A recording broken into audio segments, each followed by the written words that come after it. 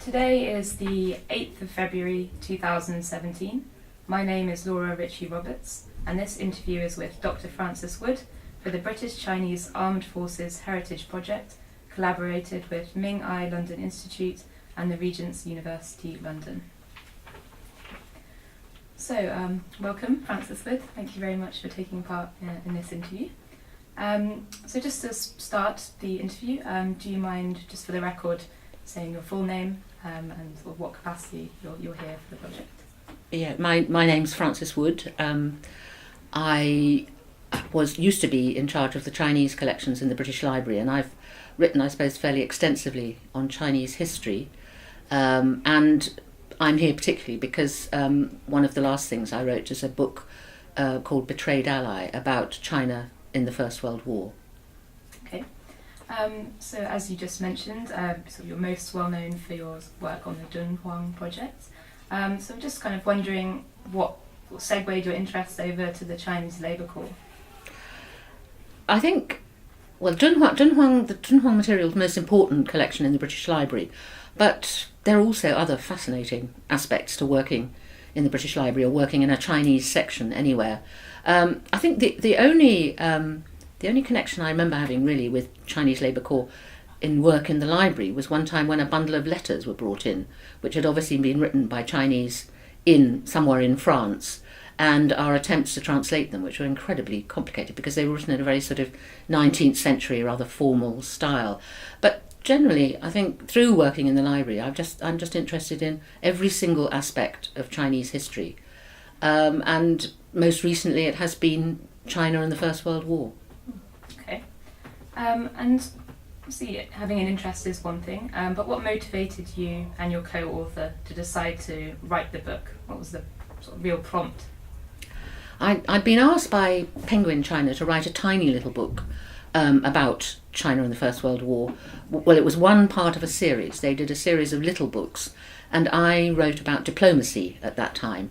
And other people wrote, Robert Bickers wrote about Shanghai, and there was one little book about the Chinese Labour Corps as well in the series. And I gave this little book to various friends, and one in particular, Christopher Arnando, who helped with Betrayed Ally, just was absolutely knocked flat by it because he had never heard that China had anything to do with the First World War. You know, just thinks of China as being kind of emperors and then communists, and had absolutely no sense that that was a period when China was just beginning to sort of become a nation in the modern sense. And he said, you know, we must do something. We must do something. Nobody in England knows about it. We should, you know, create a popular book. Okay. And had you worked together before, Christopher? Yes, we had worked together on... His wife edits a great series of quite funny sort of cartoon books, which are all based on proverbs from different places. And they wanted to do China and asked me to do China.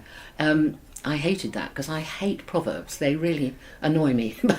But Christopher's brilliant. So, I mean, I just had to produce a lot of Chinese proverbs, and he would find wonderful English equivalents, and cartoons were added. So we had worked together. But in our book, he particularly produced the pictures. He produced the pictures and sort of a lot of the impetus behind it. I wrote it, as it were. He wouldn't call himself a sinologist, I don't think. Okay, cool. And what was your intended audience for the book? Our intended audience was really everyone in England. I mean, specifically not really academic. I mean, there are good books. I mean, you think of the work of Su Guoqi. He's written marvellous, 2 very good books on the subject. So, in a sense, you know, the academic area is covered. There's also been quite a lot of work done in France from the French side. But it's ordinary people, the sort of people that, you know, you meet anywhere and you say, I'm working on China in the First World War, and they look at you completely amazed. People ought to know that China had a really significant role in the First World War in many ways. Yeah, I know what you mean about lots of people having never heard of this history. It's quite interesting in that way. So what kind of sources did you look at in research for the book, sort of both primary and secondary? I did an awful lot of work at the National Archives. I suppose because I'd always started out from the sort of slightly diplomatic point of view, and I think the archives are they're not really explored enough, actually. And it was great. I used to trog round on the train every day. And I used to come back absolutely boiling with rage, mostly about Japan, because, what was revealed there was so appalling. I mean, this terrible British complacency and ineffable superiority, talking about things like Chinese labourers. Oh, well, we could use them here. We couldn't possibly use them there because it wouldn't look right. And that very, very, very kind of superior and unpleasant attitude. So an awful lot is basically National Archive material, which I don't suppose is particularly... I mean, it has been used by other people, but again, it's not been given, as it were, to the public. And one of the things I also found most interesting, which was by pure chance, was the French interpreter at Versailles, Clemenceau's interpreter, wrote a blow-by-blow account of what actually happened at Versailles. I mean, it reads like a drama. Clemenceau says, I don't know what we should think about this. And then Lloyd George says, don't worry about that, boyo, I've got that sorted. And then, you've got President Wilson with his American drawl. It's quite extraordinary. And I suppose it was because there was so much interpreting that he had the chance to just write down every word. So, and that again, I mean, it's not unknown. Well, it was published, these accounts were published in the 1950s in France. Don't think they're terribly well known. I mean, they're not secret, but they're not well known. So I think there are still things to discover. Okay, great. So was it quite difficult tracking down these sources? Were there any kind of difficulty in locating a particular angle? No, I think finding no, really. I mean, the thing is, you could go on forever. Actually, yes. I don't think I went far enough into, say, the military aspects and so on. I mean, there are so many aspects you could cover. The National Archives are just bursting. So, on the sources, did you analyse your sources differently from other people in any significant way? I don't think so. I mean, that's in a sense quite difficult to say. Using the same sources, I think writing for an English audience, perhaps one stresses quite a lot the English side of things. I mean, largely English, but one hopes Americans would read it as well.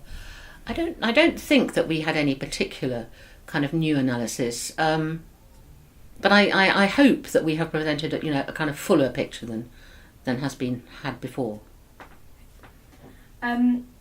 So, in the book title, obviously you've referenced China as the betrayed ally. Maybe you can elaborate a bit more on that, why you chose that title. I feel very strongly about it. I think it is simply appalling the way that China tried to enter the First World War, if you like. I mean, 3 serious political attempts were made by the Chinese to join the Allies. First in the capture of Qingdao, and then twice again. It's not until the first one was sort of ignored by the British, the second rebuffed by the Japanese, and the third, after much fighting with the Japanese, eventually allowed through. And they didn't get to join in until 1917, same time as same year as the Americans. But the Chinese had been trying to join the Allies from 1914, from the very, very beginning of the war. And this is just completely disregarded.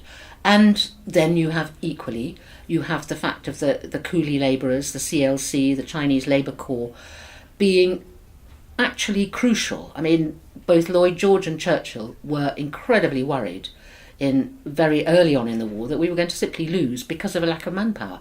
Had we not had access to the help of the Chinese Labour Corps, it's quite probable the war could have been lost.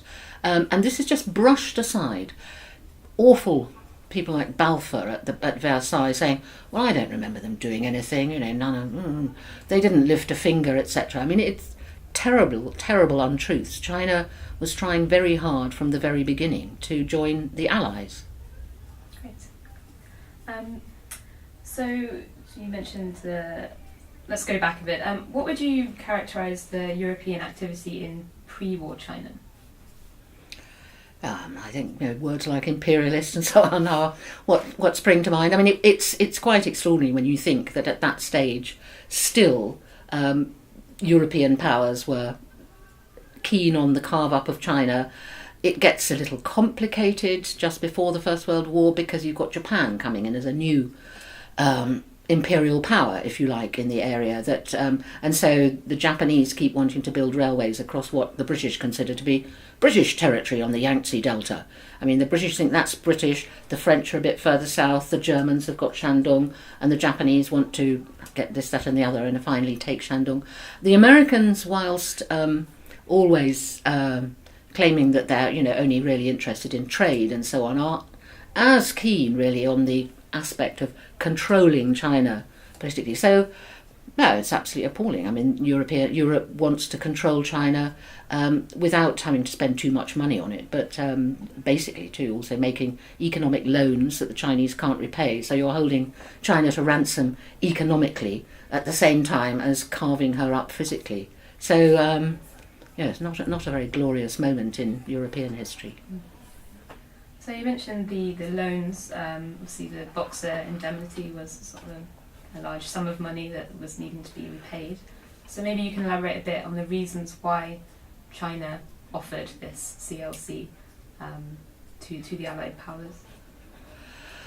Well, I think China had obviously serious economic debts, many of which were absolutely imposed upon them by Europeans, and you get Europeans doing complicated things like imposing a salt tax so that the Chinese can pay the Boxer indemnity with the proceeds of the salt tax, and so on. So it is quite complicated, but the offer of the CLC is a very interesting and slightly difficult kind of area, because as China had not been allowed to join the Allies, China was officially neutral at the beginning of the First World War, and so couldn't really officially help, as it were, the Allies in any sort of way.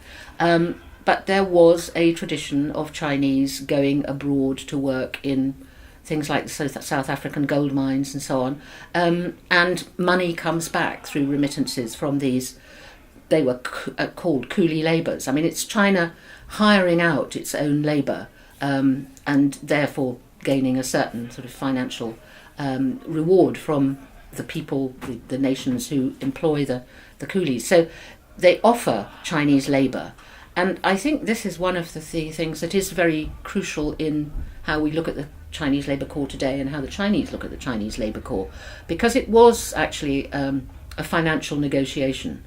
These Chinese were in effect employed by the British and by the French, both countries operating slightly separately. So they were employed by them. They weren't therefore volunteers. It didn't breach neutrality, although the Germans kept claiming that it did. So it's a complicated business as to whether you see them as it were, support for the war, which they were, although they themselves didn't know that that's what they were. And in a sense, I think the Chinese government was not as conscious, perhaps, of that significance. They were an essential part of the support for the Allied fighting in France, but officially they were just kind of labourers sent abroad for a sum of money.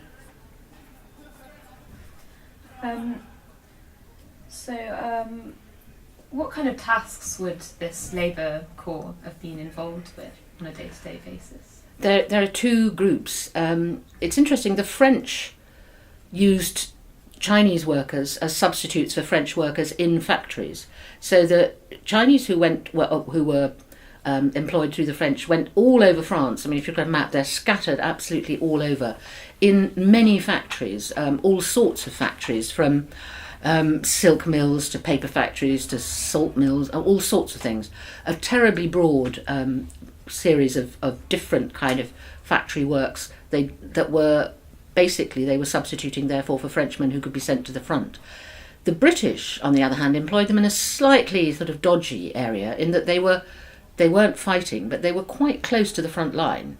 They were doing things like digging trenches, and they were praised hugely. They dug trenches faster and better than any other labourers that the British employed, which included Indians and others. They dug trenches, they laid railway lines, a lot to do with bringing supplies up to the front line, and they were fantastically famous for cleaning tanks and repairing tanks. And they carried these great bundles which the tanks had to kind of roll on across the mud and so on. They were praised as being fantastically strong and very, very dedicated to their work. So they were very close to the front line, in fact far too close for comfort for many of them, but they weren't officially actually sort of, as it were, in the front line. Okay. And in your research, did you come across a ballpark figure for how many sort of died because they were close to the front line? I'd have to look that up. I haven't got it. Or do you want me to look and see? No, that's fine. No. Just No, well, I think hundreds definitely died because they were close to the front line. And then there's the awful tragedy too of the actual shipping of Chinese workers to Europe, that 500 or so died when the Athos was torpedoed by the Germans. So you do have quite a high death toll. And even those in France, there were factory accidents and also, stray shells and so on. So it wasn't at all without its dangers. And you mentioned obviously the sinking of the Athos, which obviously prompted the labourers to be transported through Canada that route. Maybe you can comment a bit about that journey, what that would have been like for the Chinese labourers. Well, incredibly long for one thing, and also, it's difficult to know what they would have thought. These are people who've never left, probably, hadn't gone much further than the county town. They're very much kind of peasant workers from poor agricultural parts of China who haven't travelled a lot. They were herded into ships, and really, there are stories about how they were in bunk beds like shelves. It was kind of like a library shelf with a poor sleeping Chinese on each one. So it wasn't at all luxurious accommodation. And then the trains, they weren't ever allowed to get off. That was one of the complications. Because at that time, again, if you look across the world, there's such extraordinary racial prejudice. And the Canadians wouldn't let Chinese in to Canada unless they paid quite a large duty. Each person had to pay, 500 to 1,000 Canadian dollars just to be allowed into Canada. So that was to prevent Chinese families bringing too many people in. And you have, again, you okay? And also you have in America, they're passing these awful exclusion laws at the time, exclusion laws against Japanese and against Chinese. So when the Chinese Labour Corps is shipped across Canada, the blinds were drawn on the trains and they were never allowed to get off because it was feared that people might think that they were, they were immigrants who were coming to kind of swamp Canada. So we've talked about the kind of conditions for those in the CLC. Do you know what the wartime situation would have been like back in China? It's a very, very interesting picture, really, in China, because you have China as officially neutral, therefore can't do anything like expel Germans or expel anyone else. China sort of, in theory, carries on as ever. You have the problems, the internal political problems in China. I think one of the things that struck me most too, thinking about China and the war, is, China has only been a republic since 1912. After 2,000 years of imperial rule, everything is turned upside down, and China is in the middle of trying to become a modern state, and at the same time is embroiled in this great war, partly because one of the first battles was fought across Chinese soil as the Japanese took Qingdao from the Germans. So China's involved, and at the same time has hardly got ministries of education, new legal systems, joining the International Postal Union. The whole sort of trappings of modern society are being thrown up at huge speed in China, and at the same time then you've got conservative opposition. So China itself, leaving the rest of the world aside, is pretty torn with the beginnings of warlord fighting. You have the north versus the south, the official government in the north, and increasingly strong southern government under Sun Yat-sen and so on. And so China itself is in turmoil, but as far as foreigners are concerned, things go on as usual, you do get these marvellous kind of accounts from diplomats of how, they carry on. We carried on our normal walks in the morning. Of course, I didn't say good morning to the German ambassador anymore, just a cold bow and this kind of thing. So it's very peculiar. Westerners continue to enjoy themselves fantastically. The paper hunts went on in Shanghai. People in Peking would go off to their temples for the weekend and have joyous picnics and so on there. People could lead an extremely good life, and that has to be said that increasingly for Chinese themselves, you had a sense of the instability that was of their own government or their own governments. Okay. So, moving to the end of the war, what was the significance of the Treaty of Versailles with reference to China? The Treaty of Versailles is the great betrayal.